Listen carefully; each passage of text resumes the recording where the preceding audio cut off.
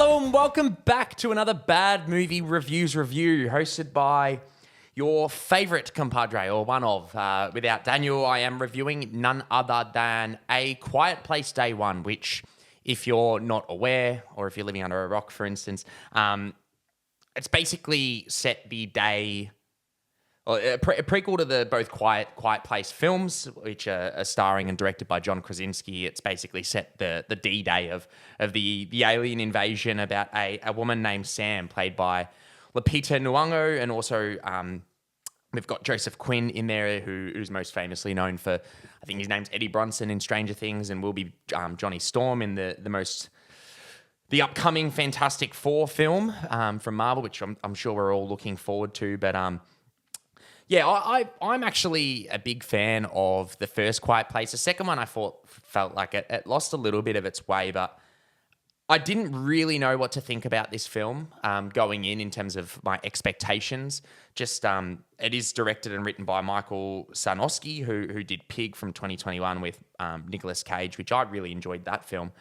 But I didn't really know what to expect. And look, if I'm being fully honest with you, it is more leaning on the positive side, but it is somewhat of a mixed bag in some areas. I do think where I got to give major props to is it's a sci-fi horror blockbuster that does make you care about the characters, which is, I think, something that a lot of them fail to do or might try to do and not succeed. But this really does allow that, and it does have, obviously it's set in New York, which is an interesting premise of it does start with talking about how loud New York is, but it doesn't really utilize that in the movie whatsoever. But it does have some great set pieces during the film, and it is obviously starring Academy Award winner Lupita Nyong'o, who is fantastic. She gives a fantastic performance, and I know me and Daniel, and when Daniel's here to review films, we do talk a lot about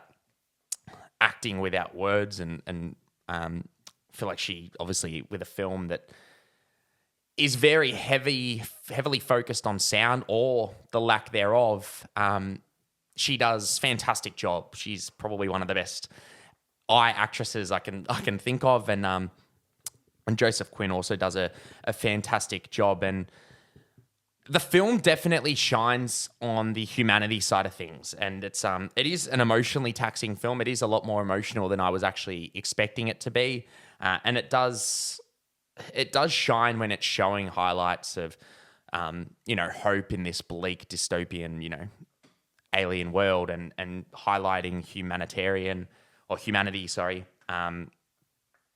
But other than that, I felt like the material script wise is, to be honest, quite weak.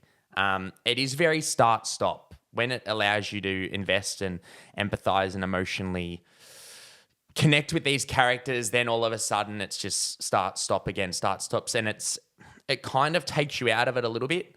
But I think it does all in all work due to the performances of the main two, Joseph Quinn and Lupita Nyong'o, who do bring like a relatively weak script to life.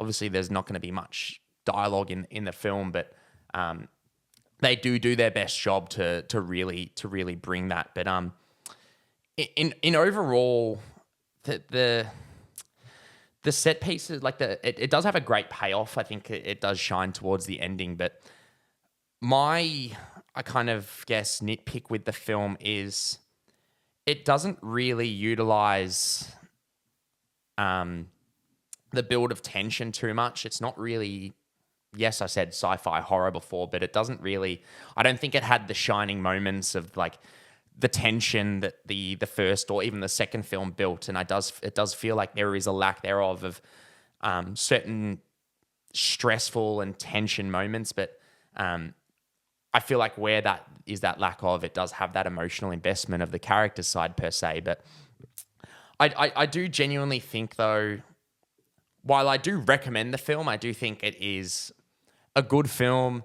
It is emotionally taxing. It is a great payoff. It's got some great performances, some good set pieces. Some of the film does, I do got to give props of them bringing New York to visually. I don't know if it was filmed in New York, but it does look great. There are some iffy sequences in terms of visually side of things, but I just felt like it didn't really bring anything new. I would have loved to see some, whether it's really intricate direction or,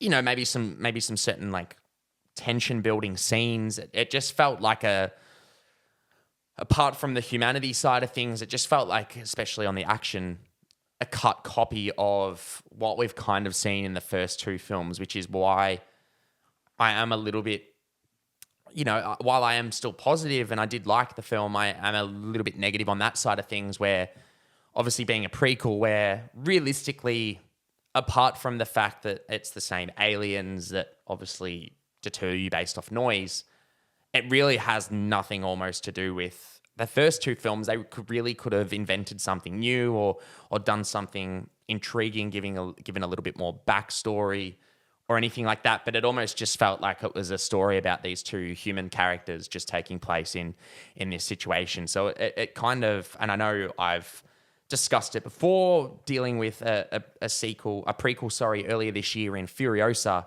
where first of all, it was an impeccable film, but when you watch that and then you watch Fury Road, you feel like it makes Fury Road a better movie. Whereas I feel like this is almost so disconnected that it really should have shown on its own, but it doesn't really, and it doesn't necessarily make the sequels, and I say sequels, but they're kind of entirely disconnected, but it doesn't really make them any better film or doesn't give them any backstory or any more, little intricate moments even along the line. But look, overall, I had a good time. I do think I would recommend this film just purely based off the performances alone and the performances and the story of the human characters. I do genuinely recommend, and I do think it has a great emotional payoff, and it is quite bleak and heartbreaking to watch that story unfold. But overall, it did feel a little bit start-stoppy, but if you can get past that, I think it clocked in at an hour of 40 minutes, so it's not really too long. I think it's a perfect popcorn flick that you can have a good time with, but unfortunately, on my side of things, it didn't, give me anything new to really, call home about. But other than that, look, if you have seen it and you did like it, I'd love to hear your thoughts about it. Comment below, let me know. Do subscribe if you like our reviews and you want to see more, and like the video, as it does do a lot. But other than that, we'll catch you next time.